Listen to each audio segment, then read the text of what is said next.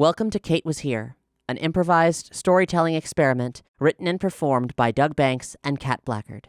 To support this and other surprise RPG experiences, head to patreon.com/omniversemedia. Doc, do you think you can make like a lightning cord? My phone, it's like this tiny little thing. Like I'm worried about it dying. The phone dying. It needs power, but there's not. The plug probably hasn't been invented yet.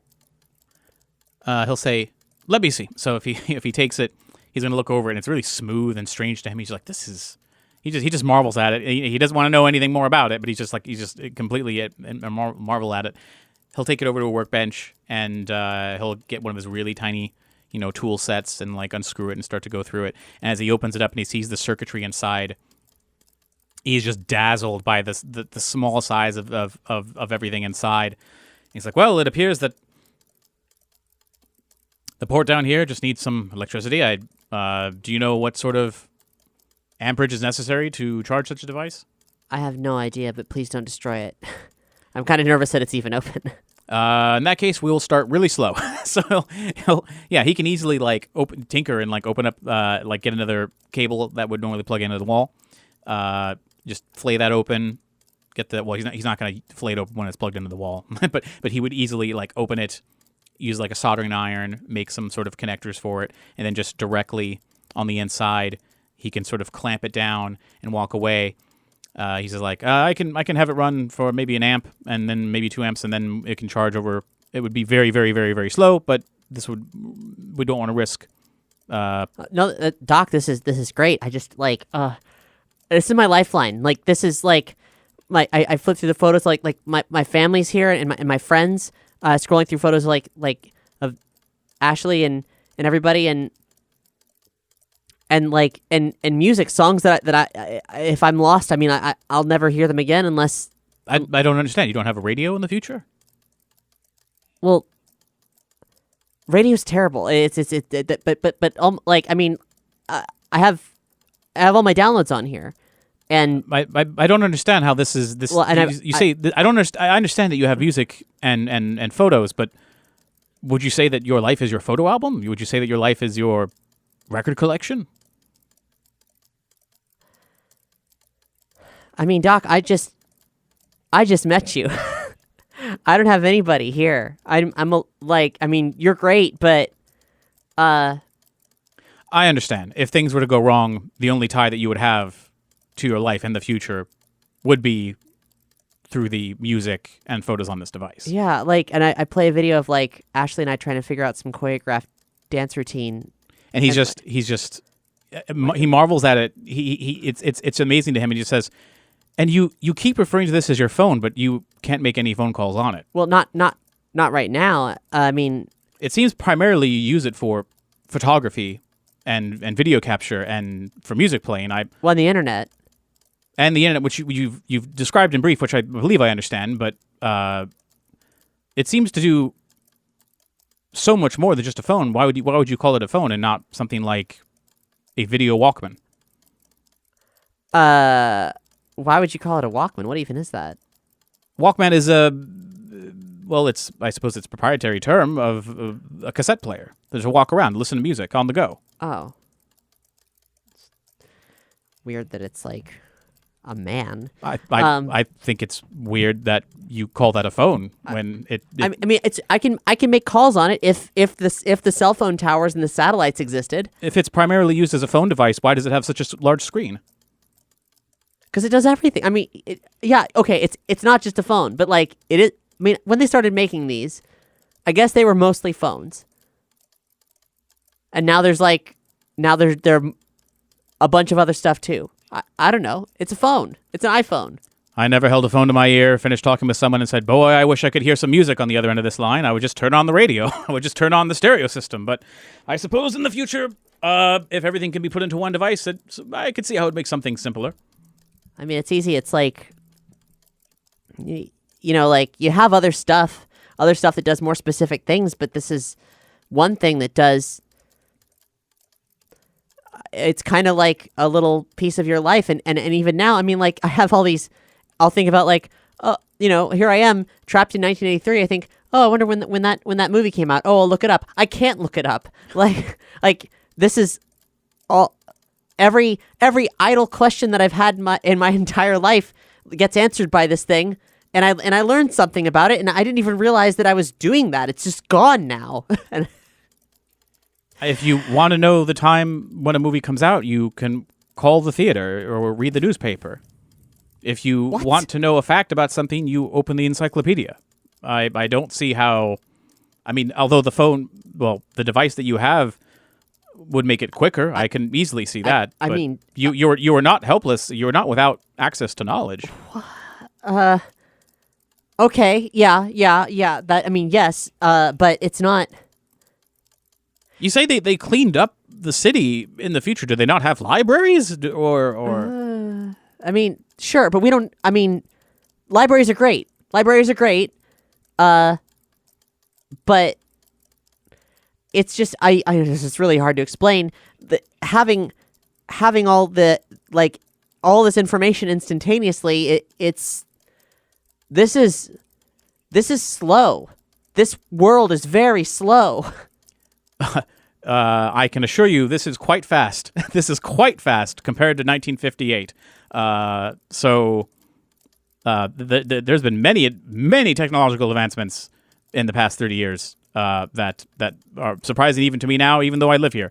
But again, maybe that just comes with age and living as an adult through those times. But either way, I think... it is certainly best to leave your phone in the vehicle and to not walk around with it if possible, because if that were left behind, who knows what kind of consequences that would leave. So I think with that,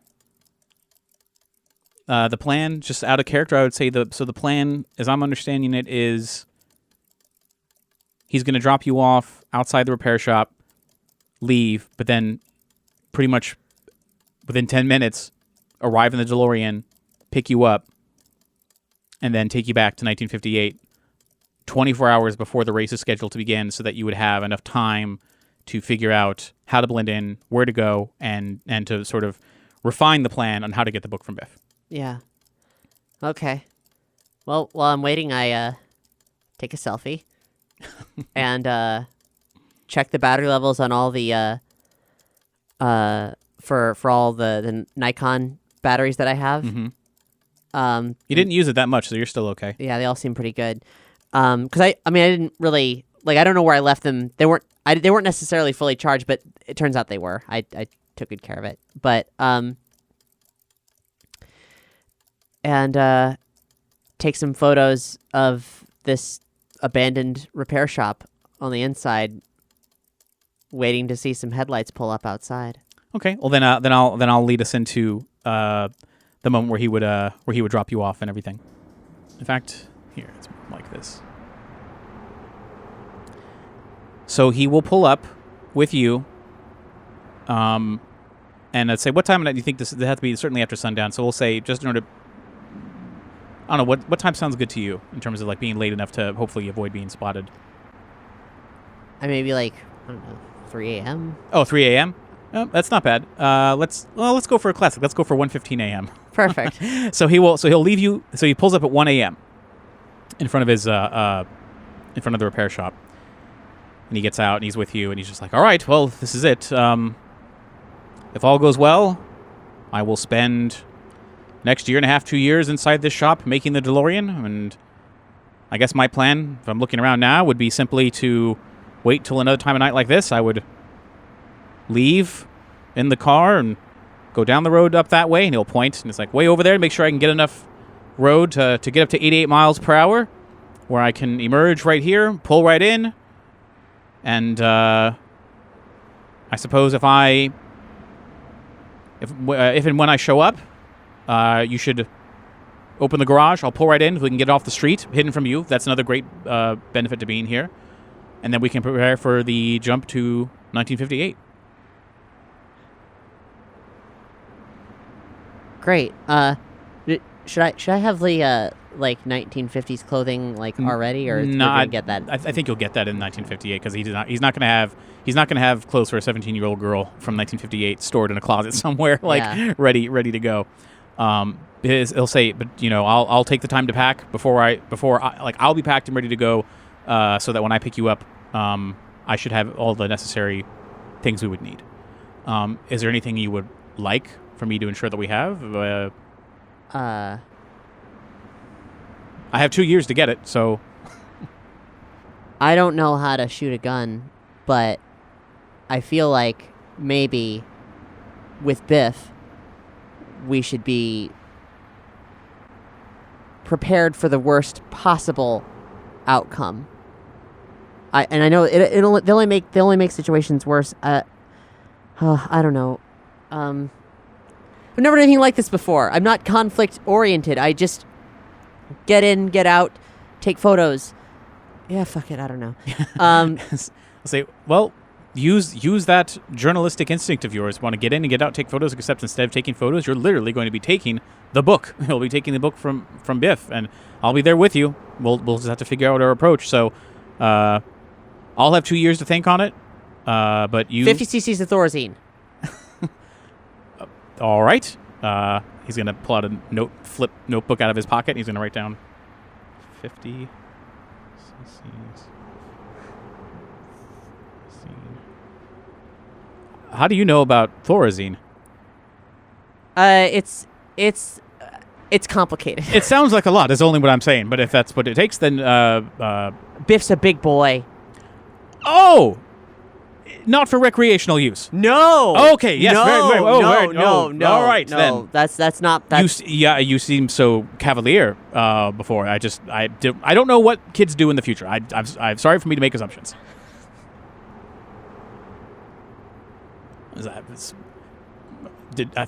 You had the strength of a rhinoceros. I had no clue. Yet my weed is weak sauce. I don't know. So he writes it down. Circles it. Whatever. And he's going to check his time. He's like, all right. You don't. Do you have a watch? You don't have a watch, do you? You just have your phone. I have my phone. Yeah. He says, all right. Would it be? Do you think? I don't think it'd be that smart to try and adjust the time on your phone to like what the current time is now. Oh no. Because it wouldn't. Yeah. It really wouldn't make sense. And also, I kind of like checking my phone and thinking that's what time it is back home. Yeah. So, so Doc's gonna look at his watch. He's like, all right, by my calculations, I should be back here in 12 minutes and 45 seconds. Let's just say, give or take. So he's gonna get into his car and he's gonna say, "Best of luck, Kate. I'll see you in 2 years or a few minutes. Oh, if I don't show up in the next 12 minutes, find a phone and call me back at the garage." Shit, do I have any quarters? He can reach into like the ashtray of the car, pull out some quarters, and he can hand you some.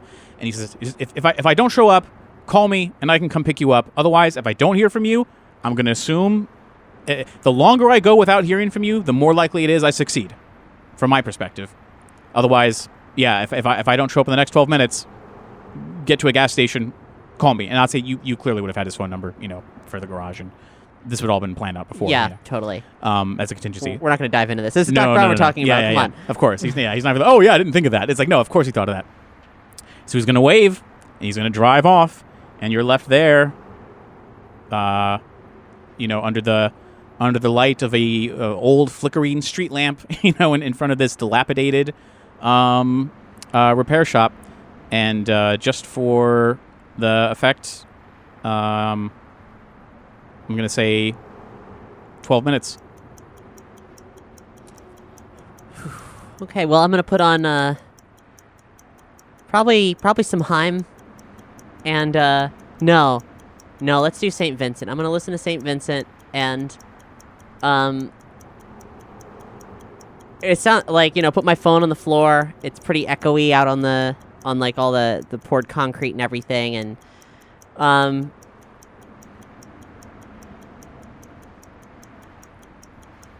it's just I'm living in this moment kind of alone, like a castaway. Okay. Lost.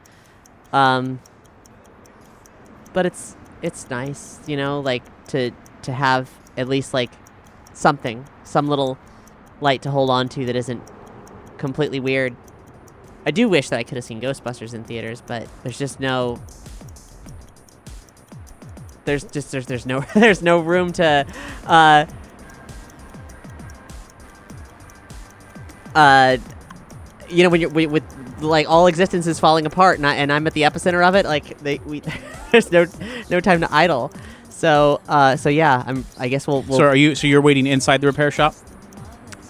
Yeah, I mean I got 12 minutes. And I'm certainly not going to lounge out on the street. Like there could be a cop drive by and then but as soon as like the time gets closer and like we're like a minute out, I'll pause her and then step out into the night and maybe even still like obscured into shadow and hope that I see something. And you know what? I've got my camera out too, just in case like someone asks a question. He's coming with the time machine. Like it was a cool drawing. So okay. But also, yeah, that's a good point. Yes, the camera has always been my best defense for like why I am somewhere doing something. I'm gonna roll a couple because with the ticking clock here, I'm not gonna make you wait real time 12 minutes, but I thought a few minutes would be apropos to sort of set the feeling of actually waiting to see what happens. Yeah. I'm gonna take a handful of some dice here. I'm gonna just randomly.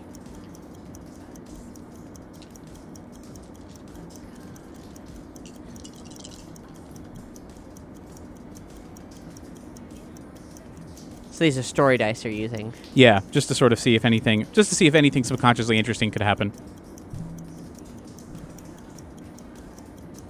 I'll say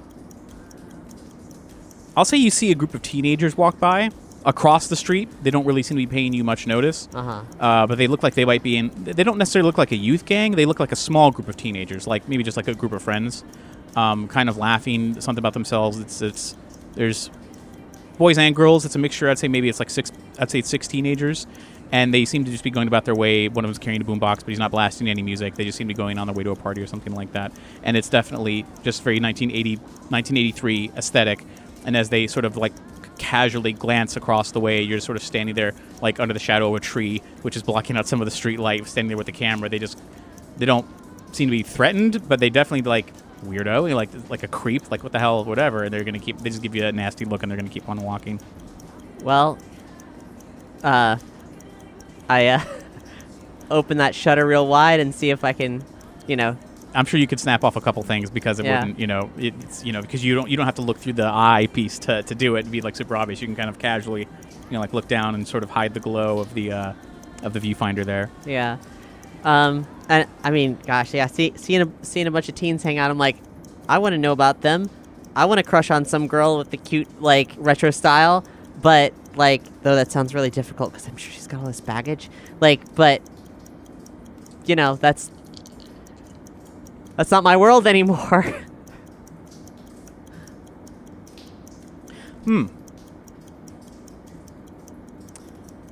So I'll say, so as you're waiting, this is like we're down to the last couple, like literally a couple minutes before Doc is supposed to show up. So you're already outside, you've already looked at the teenagers and everything like that, and you're waiting. I will say a cop car does go by, not like fast, like it's on its way somewhere, just sort of cruising, looking by. I'm gone. I'm tucked away into a shadow. Sure. Yeah. But I'll say it does a U-turn, like in the intersection back, and it slows to a stop in front of the repair shop, and it just says the window comes down, and you just hear one of the cops inside. It's two cops inside. They go, "Miss, are you okay?" How the fuck did they see me? They saw you when they were coming up before you would see them. They were coming up the road because you're standing like by the tree, like under a thing. And if they were on that side of the road, seeing you, they drove like past you, and now they come around. So now they're across the street, shouting over to you, Mister, you okay? Yeah. No, I'm good. I'm just taking some photos. It's got good atmosphere out here.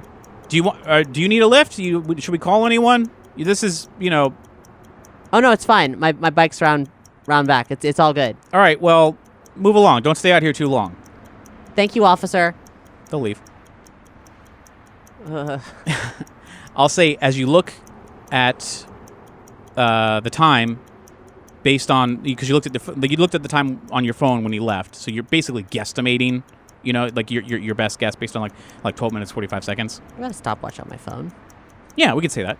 I would say that time, you're down to the last few seconds of it, and as you're just looking around, clearly there's no sign, but like what would the sign be?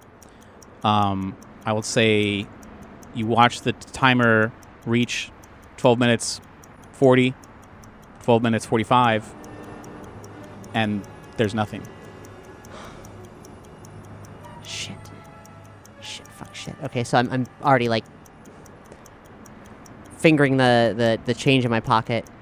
And like it's if waiting sucks, but when something doesn't show up, I assume that I'm dealing with the precision of a scientist here. He only had to get plutonium, so I'm very concerned at the thought that he didn't. Oh shit! This vehicle has just appeared out of nowhere. It screeched to a stop in front, and it's still on. And bright flashing light, completely out of nowhere. He's definitely a few seconds late than what you were expecting. But this is no doubt a weird, freaky-looking DeLorean time vehicle in the middle of the street, screeched to a stop, like diagonally across both lanes, and the door opens. Doc gets out. There's smoke coming out, and he's wearing like a radiation suit. And he's looking for. He's like, "Open the door! Open the garage door! We have to get inside quickly!" Oh shit! Okay, sorry. And I get over there. Like I guess it's probably on a chain, so I'm pulling the chain to roll it up. Yeah, you can open it, and he's gonna get back in. He's gonna pull the DeLorean inside, and then you can close the garage door behind. And now you are both inside, safe and sound. And the DeLorean is covered. It looks like it's in ice, and it's still like it's like crackling with ice and chunks, and like water's dripping off of it. Is it supposed to be doing that? He said as he gets out of the car again, he'll look at it. He's like, I'd imagine so. This happened like the last time. Oh, you might want to. He looks at his clock and he goes, "Step back for a second." And as he just puts a hand on you and he pushes you back towards like the wall, the vents, smoke comes out and it just sort of fills the garage really quick. And as it finally like dissipates. He's like, "It's all part of the cooling system. It's part of the fusion reactor. Don't worry about it. Everything's perfectly fine." He says, "I'm sorry. I may have been a few seconds off. I've actually, made the trip before. There was a problem with the police and everything, so I wanted to go again. And this time, it's a long story. It doesn't matter. The point is, we're here now. We're safe. We're fine. Everything's fine." And he does seem pretty frantic. He's like, "However, I do think we should get moving because although it's been 2 years for me, you don't know. Right now, around this point, I'm back at the garage, and things seem to be going fine. But a few minutes after I arrive, Biff's men show up again, and they start asking me questions. So I'm gonna put on a little bit of music just to give a little. It's like they're asking me questions, and they got really intense. And they wanted to know where you were. I told them part of the deal. You left town. It was no big deal. And they didn't. They're still very suspicious. They almost committed me then and there, but I was able to sort of sneak my way out of it. Things got really bad for a while. It was very bad for a while. The details don't really matter. The point is, I was able to complete the time machine here in the garage. I was able to secure the plutonium from the Biff's toxic waste disposal facility through means that, well, I stole it. I had to steal it. So the DeLorean may have taken some shots in the meantime. I'm going to check over, make sure everything is fine. I arrived here just fine. I assume everything's fine. And as he's talking, you can see that there's a hole in his radiation suit, and he appears to have a little bit of blood on his arm, Doc, on his left arm. He's like, yes. Are you your arm? He looks over his arm. He goes, "Oh goodness!" And he's going to look, and he's like, "Oh, it's just a scratch. I'm fine. And he opens up. You can see it like it grazed him. There's like a bullet appears to have grazed his arm. He says, however, this does pose a problem. I I can't use my radiation suit. Is this to put the fuel in? Yes, we have to refuel the DeLorean if we're going to make the trip through time. Oh no. Luckily, well, no, that's I can hold on, and he's going to go into the. He's going to get back into the DeLorean, and it's like start digging through some stuff, and he gets like a thing of like duct tape. He's going to tear the duct tape off. He's going to patch it onto the arm right there, and he's going to say, it's not perfect, but it might be something. But maybe you can help me. I do have another radiation suit. So he's wearing like this white radiation suit. He's going to pull out a yellow radiation suit, yellow pair of gloves. He's going to say, you might want to put this on because, well, I don't know what kind of damage the DeLorean has taken in my escape. Okay, yeah. You don't have to tell me twice. Yeah. So he's going to get you suited up. And so he's going to very briefly talk about how he's going to, unscrew the cap on top. And he's going to go through the whole rigmarole of putting the pellet inside. So he's going to say, here he's gonna give you the hood and everything. So I'm gonna have, if this works. So you're wearing like the thing with the breathing apparatus on it. There's no scuba to it. It's just like a filter. And he tells you, he's like, this is important because the most dangerous part about the plutonium is accidentally breathing in small fragments of it. So you must make sure this is fine. Make sure the flaps are all down. And he puts it on you. You look fine. You can't see any part of you. So like this is fine. He goes, I'm going to put it. I'm going to put mine on, and he puts his on. And he's going to very carefully kind of walk through the whole process of putting the pellets in. And it's just a really high tense moment where you're. Hope no one heard or saw anything because people are really suspicious in this town. There were people walking around. Yeah, there was all this stuff. A lot more traffic than I would have thought. Yeah, and well, this is over it is like 12 minutes, but you really only saw the only car you saw was the cop car. Right. So that's at least something. So he's going to go through really carefully. He's going to pull out this big yellow box. He's going to slowly open it up, and you see there's 12 slots for these like glass canisters, and 2 of them already gone. And he's going to slowly pull one out, walk over to the back of the DeLorean, and open up the container there, and slowly put in the glass container with what appears to be some kind of rod or pellet inside. And as he slowly puts it in, it eventually gets sucked into the thing. He puts the cap back on. Takes his hood off, and he motions for you that you can do the same. You can take the mask part off, and he's just like, so the DeLorean is lead lined. Everything should be fine. We should be good to go. Oh, you asked for Thorazine, and he's gonna go inside. I have some in the bag inside. I also have a change of clothes. Clearly, we have enough plutonium, so he's gonna close it up, make sure he puts the plutonium inside the vehicle, so everything is good to go. He says, but due to the nature of the suspicion of Biff's men, it might be best that we leave as soon as possible because they had questions about me and why I visited all over town. They must have had people watching me more than I thought, because they were asking questions that led me to believe that they know about the repair shop here, and at least that we visited. Well, today, in your case. So I think it's a good idea. Let's get out of here. If you want to open up the garage door, we should I mean, I'm in no hurry to stay. Yeah. So we can open up the garage.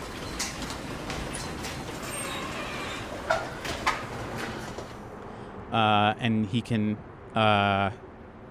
So as you get inside, the DeLorean with him, he's gonna briefly explain like how this is all gonna work. It's more of just like, if anything goes wrong, you just we have the plutonium inside. You put the destination on the keypad.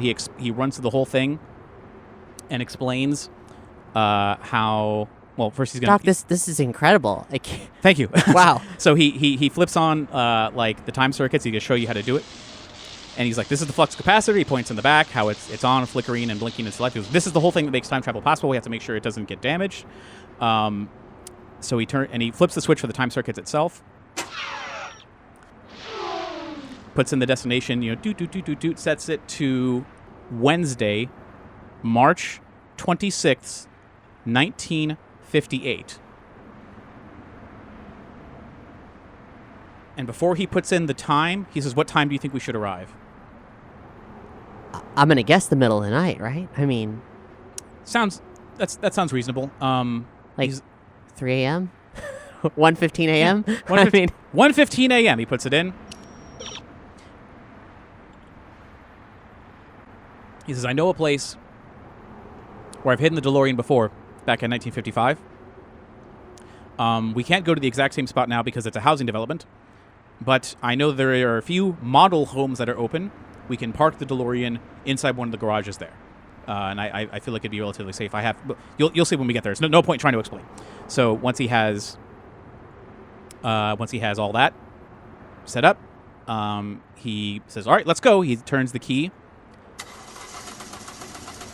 And it seems to struggle for a second. Tries again. Comes to life. It's fine. Everything's fine. It's fine. Don't worry. should we be worried about that? Are you sure? It's fine. I'm sure it's fine. He gets it, so everything's ready to go. He pulls out onto the street, and he can see, sort of look both ways. Everything appears to be empty.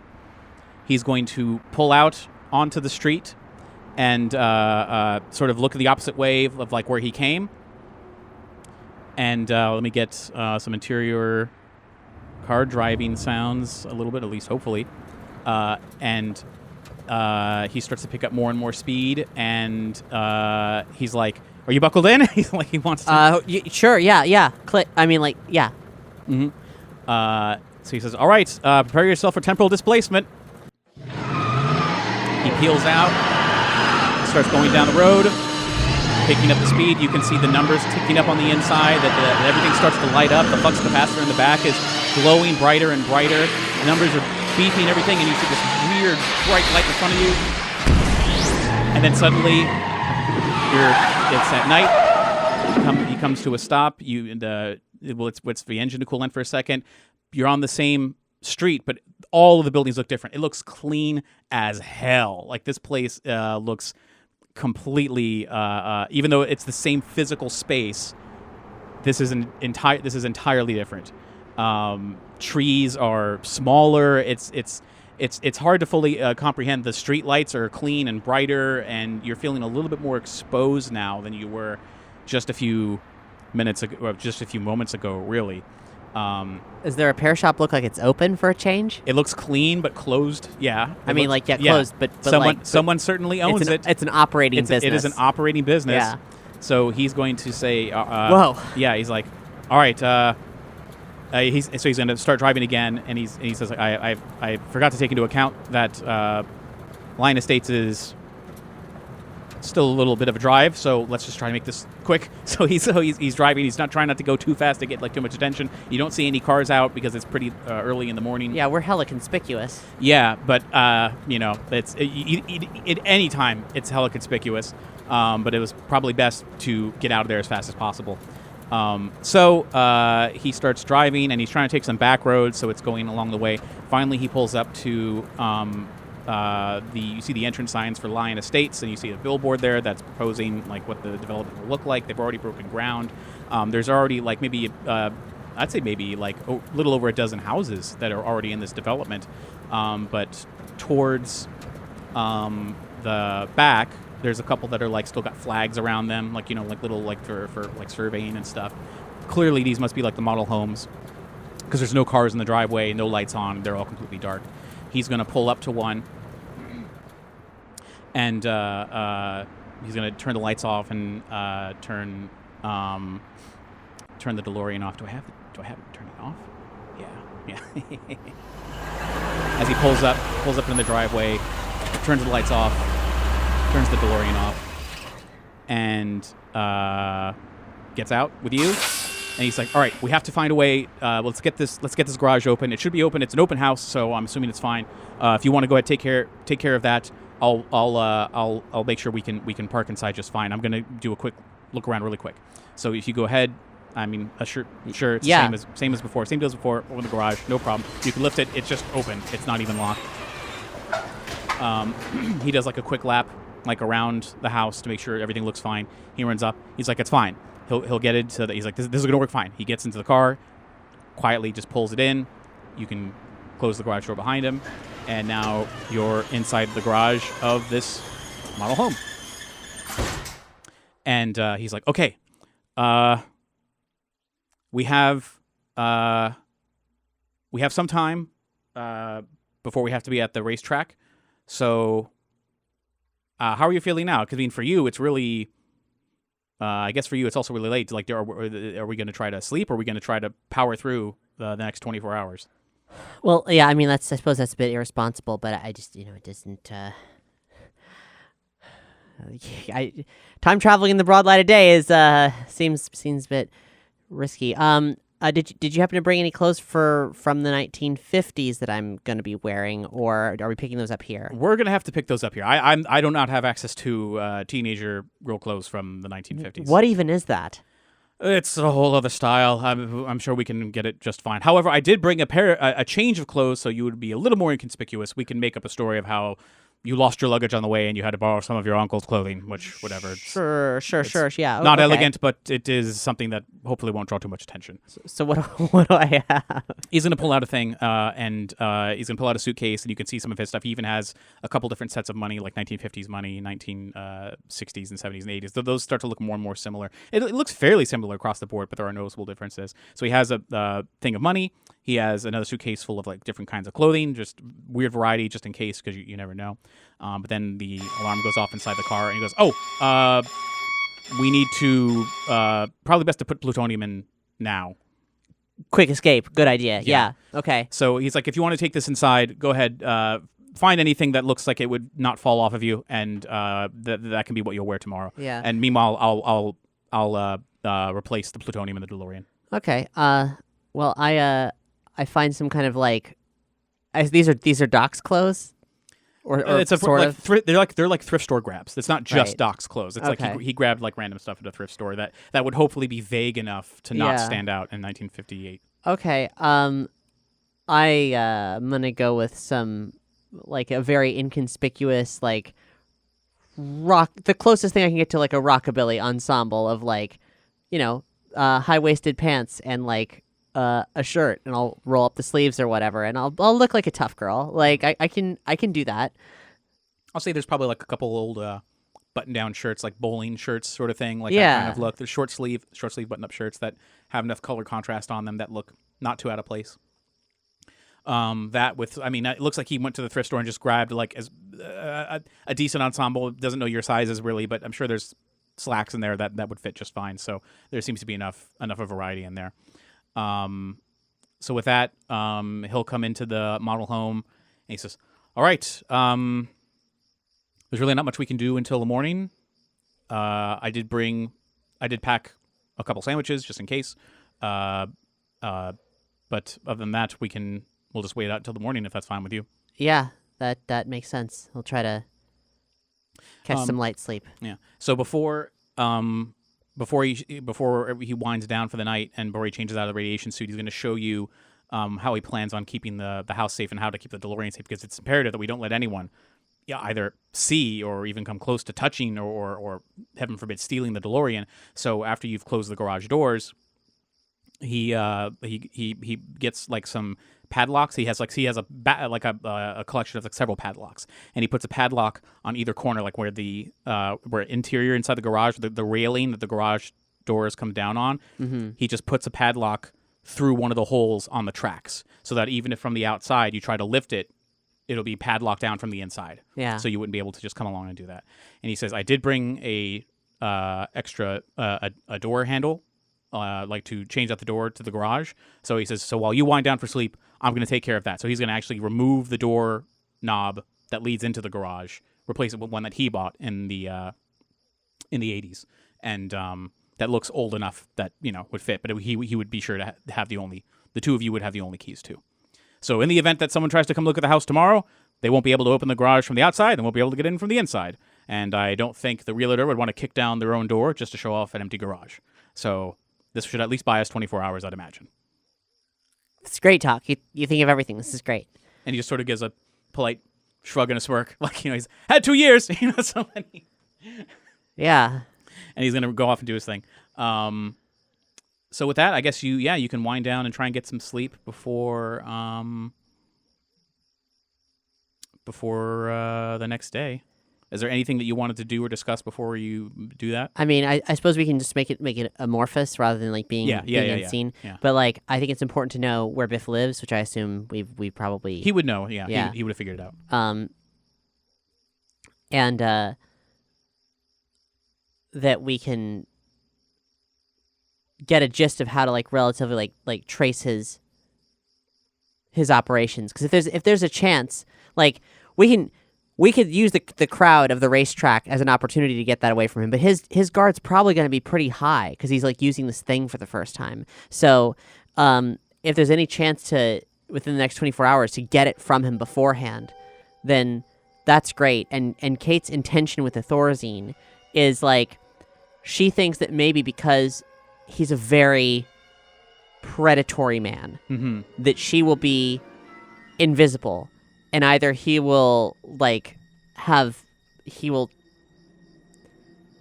either notice her and treat her like a piece of meat, or she won't exist at all.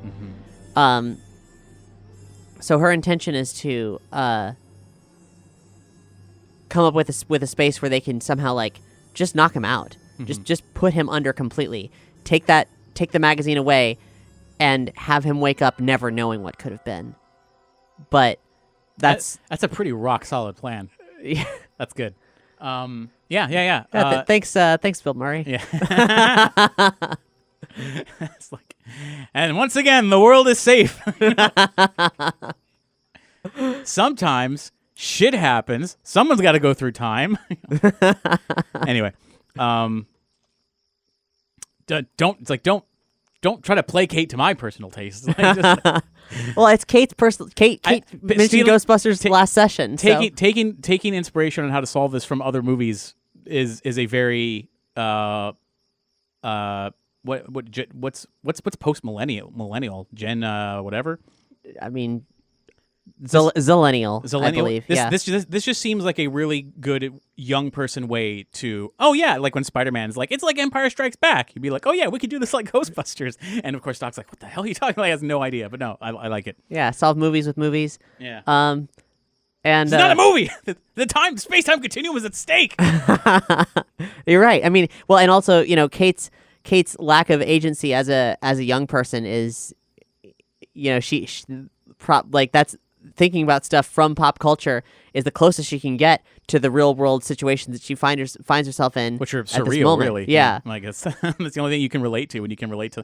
You're like, sci-fi, and it's like it doesn't really help. You're like, well, this is very sci-fi to me, like from from everything I've seen and experienced. Yeah. So and Kate is like feels like super edgy about being in the 1950s because she's not black and she doesn't have to kiss a girl at any point. But she registers this time period as being highly dangerous. And very highly conservative too. Yeah. People could be very suspicious. Of, she knows that her, in 2016, the way she's lived her life as a woman is not the same thing, and she's gonna and there's a chance that no matter what she does, she's gonna stick out like a sore thumb. If she shows up in a she's even thinking about, well, what am I gonna wear? I mean, showing up in a poodle skirt might be appropriate for the age, but not for the place. Well, and also not for her psyche because she doesn't even know how to do that. Yeah. There's a whole performance of femininity that she is not at all equipped for, and has no idea how to even fake because that wasn't her mom either. Yeah. Did you ever see Gilda? No, I'm just kidding. Me? No. No. So with that, I mean, you'll be thinking about that as you drift off, try to get a few hours of sleep. And of course, it's not long before sunup, and Doc will gently wake you.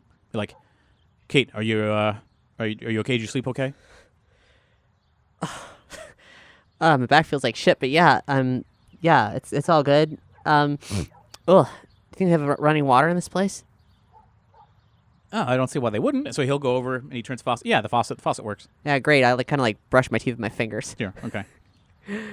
So he says, "All right, I think there's a couple things we need to secure a vehicle because the racetrack is maybe a 30-minute drive. Oh. which, if need be, I can purchase a vehicle, or we can. I don't think stealing one is the best course of action. If you've got money to spend on a car, yeah, stealing it seems like something that could easily escalate this far beyond where we got to play it safe. We got to play it safe, Doc. If 24 hours is not a long time. Yeah, out of character. You're telling him to play it safe, but a few hours ago you're like, "Could we just kill him? Like, could we just kill him?" I mean, no, I know. It's just it's. I didn't mean like kill him in broad daylight. I was like, just make him disappear. So with that he says, so it's about 2 to 3 mile walk into town. I think the first thing we can do is just, as we get to downtown, we just get you a change of clothes. I can go nearby and purchase a vehicle, and we can be on our way. And if you want to do a quick drive past Biff's house, I don't know what we'll really glean from that, but we can head to the racetrack and figure out the lay of the land there and the best way to go about it. Yeah, I mean, any opportunity to to get him alone where someone can bump into him and pump him full of this chemical. Good idea. So, with that, you can start your walk into town. Doc looks fairly much like he belongs with the change of clothes that he brought. Very, very pedestrian, but normal. I guess I probably changed my shoes. Hope they're comfortable. How long of a walk is it into town? 2 miles. Okay. So it's really not so bad. But as you eventually get closer, you start to you just notice that it's just a lot of open, not country, but it's just a lot of open space before it leads back into town. That it's the same road that you're walking on was full of 7-Elevens and McDonald's and Burger Kings and just just jam full of stuff. Of tire salons. And it's really noticeable. It's not just because we're in not exactly nature, but the town never smelled particularly good, and now it smells clean. And then when you're on the road, it at least smells like dirt, but like a clean dirt. Yeah, a dusty dirt. I mean, what Hill Valley was turned into was not. It doesn't smell like garbage. Yeah. I think parts of 2016 definitely, parts of it smelled like garbage. Overall, it just sort of smelled like exhaust, but not like overpowering. 1986 smelled like exhaust, fumes, gas leaks, human feces, and garbage. I mean, it is a garbage. valley, so I presume that much like Los Angeles, the air kind of sits on it. It could, yeah.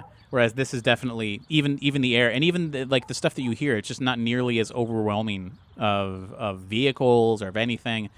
It would be a really pleasant place to live if it wasn't for the very restrictive society norms of the time, and the very conservative expectations of the individual.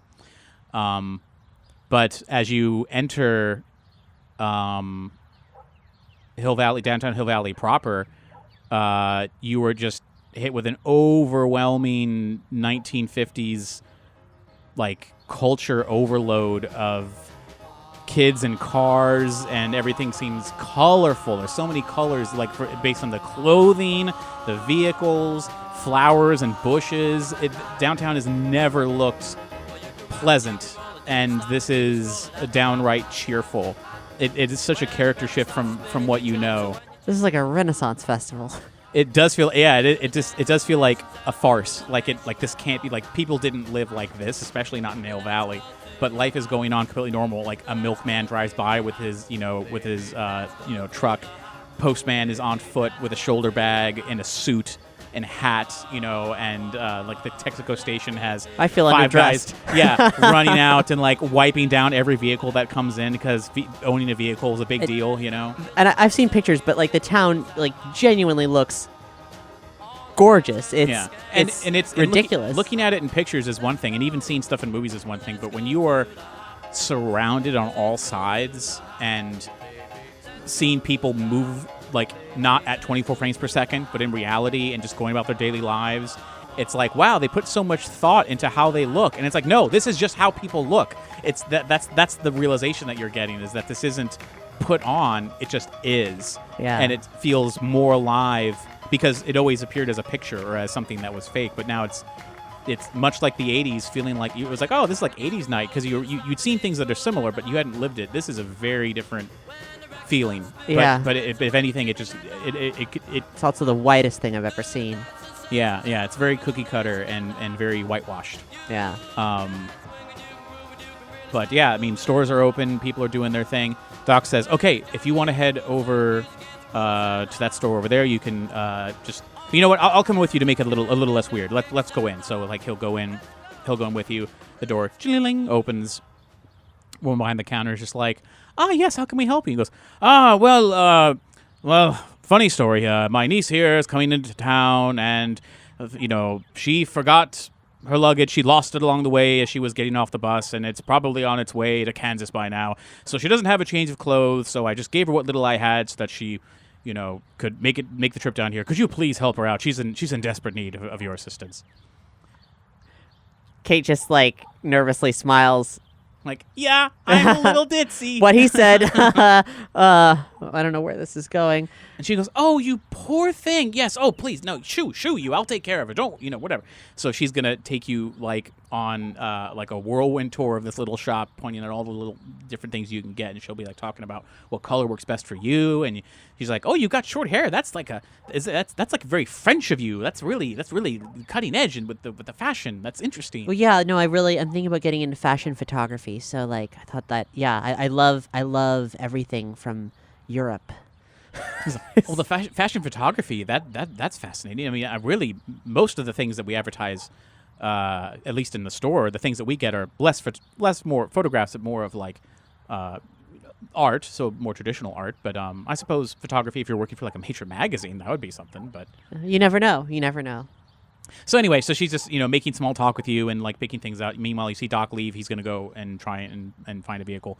What would you like to get? I mean, there's a large variety here. What do you see Kate being comfortable with? Okay, like Kate's going to go for, and I have very little background in like 1950s. You don't fashion. need to get super specific. Just give me a feeling or colors or something to feel. Kate's going to wear the thing that's most likely to put her in pants. Okay. If it's anything that seems like approachable to that, like, but I guess she'll settle for. I should have looked this up. I didn't really know what we were doing. Let me hold on. Yeah, how the hell would you know? Like, I should have looked this up. It's like you didn't know what the fuck was gonna happen. I don't know. It's Back to the Future. At some point, we're gonna be in Hill Valley in 1950s. It's like at some point you're gonna be on Tatooine. You never know when, but when you least expect it. You can do a quick search. It's fine.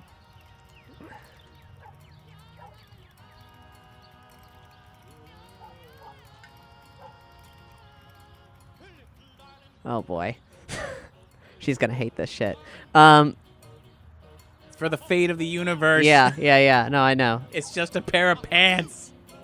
Well, I mean, it isn't. That's the thing. Like, not these pictures. Not what I'm seeing. Oh, that's manageable. That's really manageable. She wants exactly that.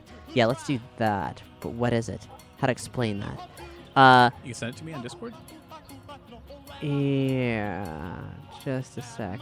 All right.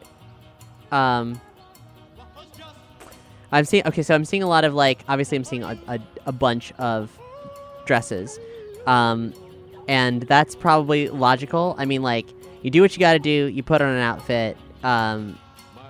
Like I was saying before, it's mostly like the behavior of it is what she's nervous about, like, because she may stick out even more if she can't act the part, and has no idea what the expectations are of her. I mean, out of character, I think if you look the part and keep your mouth shut, that is the part. That's fair. Unfortunately. She's such a loudmouth, though. Great. Okay, so she's going to get a what do they call this? The image's resolution is very small and all this stuff, so it's hard to get identifying markers. A skirt that doesn't require like crinolines underneath for it to sort of behave itself. That has actually that looks like a full dress. So it's a yellow dress with a like sort of V-neck cut that she would wear a short blue turtleneck underneath, and a scarf, and that's it. It's kind of like shin length. You want like a pair of cat eye shaped sunglasses or whatever, or the Yeah, she should be into that. That'll make her feel a little bit more comfortable. Like she can like hide behind like hater blockers. Yes. Hey, because the whole situation is like very, she's very ready for that, for the haters to come at any moment in time. I mean, like, really, she feels so exposed because she's so aware of how much she doesn't belong here. I will say, what's something that puts you at a little bit of ease is this woman does come off as she's older than your mom would be, but she comes off as matronly, like very but supportive, of. I mean, this is a dress shop, so she's probably helping women all the time, but she probably feels obligated with the story that your uncle had said that you were without clothes, and seeing the state that you were in was like, oh, this will not do. Like, we have this, you are in need of help. I know there's a lot of like 1950s like outfits for women that, like, especially teens, that are like sporty with like capri length like pants. Sure. And if that's an option, that's probably what she would gravitate towards. But if you're going I feel to a like racetrack too. Yeah, but I feel like if there's a risk of us going to a racetrack, then this yellow dress is going to be very appropriate and sort of fit in with everything else. But let me also get a like outfit that I can like run in for all the day's surveillance, and if there are any like capris, something like some, sure. With what is it? It's the spring, so yeah, with like just a nice shirt. And something that seems very innocuous. Sure, I'm sure she'll have. You could easily have something like that, especially like if like you're doing yard work or something, like anything that would allow better mobility and. But I mean, there's I'm seeing a lot of like patterned fashion capris, which probably seem like a downtown Hill Valley, like they're not going to be selling like. We're on the cusp of the '60s, so it's not. That's true. It is 58. Yeah, that's a big difference. Yeah, because like I like the late 50s like capri pants, hair tied up in a scarf, like blouse look, but I'm so like bad at fashion that I don't have the language or wherewithal to accurately spit these details out. So anyway, I'll be doing that with some flats, and I will look sufficiently innocuous, but also like ready for the racetrack and ready for comfortable surveillance. Yeah, sounds good. I'll say, you got your clothes picked out. Oh, and a hat, like a hat for the racetrack. So a yellow hat to match the blouse, so I can like hide underneath it if need be. Okay. So you can pick all that out. Doc will after a little while, because the dealership is really not. It's just really across like another block from the the courtyard of Town Square. So Doc will come rolling up in a vehicle. Let's say, let me look up. I didn't think about this. Well, I mean, how could I think about this? But let me think. What's a good 19? He's probably gonna get used. Probably gonna get it cheap. So I'll say like 19.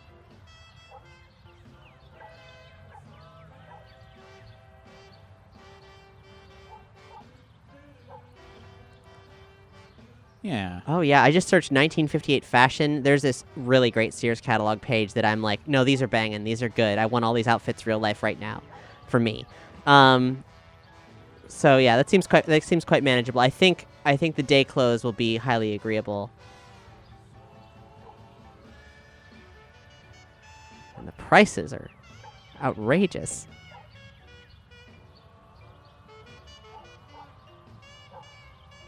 Yeah.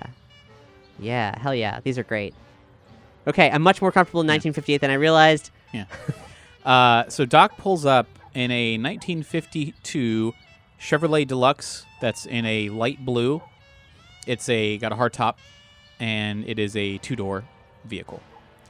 I'll send you a picture on Discord of it's a different color, but at least gives you the idea of what to look for.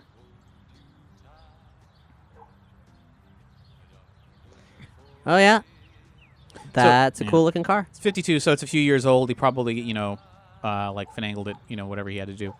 And then he'll come up into the store and see that everything you have is already put in these nice fancy boxes with the tissue paper and everything, but you're already wearing the outfit that you were going to wear. And woman tells him the total, and he's just like, oh, okay, is it all right if I put it on a credit? I can give you my name and address. And she's like, oh, of course, just come back. Come back when you can. Don't worry about it. So he's gonna write down his information and where like he can send, where she can send the bill to, and he's gonna put in his address, because he's not gonna pay for it in cash. So here. weird. You can do that. He's like, well, yes, you can, and doesn't matter. And he's gonna shrug it off because he's too busy. He's really talking with her. So he's gonna write and give the information, and he's gonna leave he's lead you to the car. And he's like, all right, then, Kate, if you're ready, I think we can head home. Yes, thank you, Uncle. These are wonderful clothes. I'm so happy you're happy. And he'll, leave. And thank you, ma'am. Yeah. Oh, you're welcome. Enjoy. And she's going to, just be... She seems so pleasant.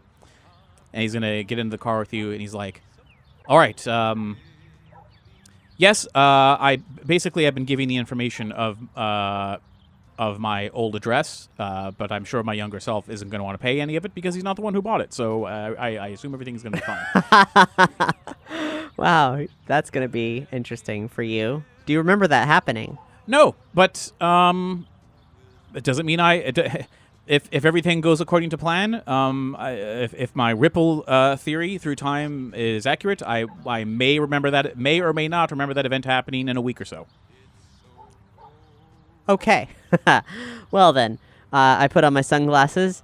Where's this asshole live? Yes, it's across town. It's this way. So he's gonna, start her up, and you're gonna be on your way. Thanks for listening to Kate Was Here. To support this and other surprise RPG experiences, head to patreon.com/omniverse media.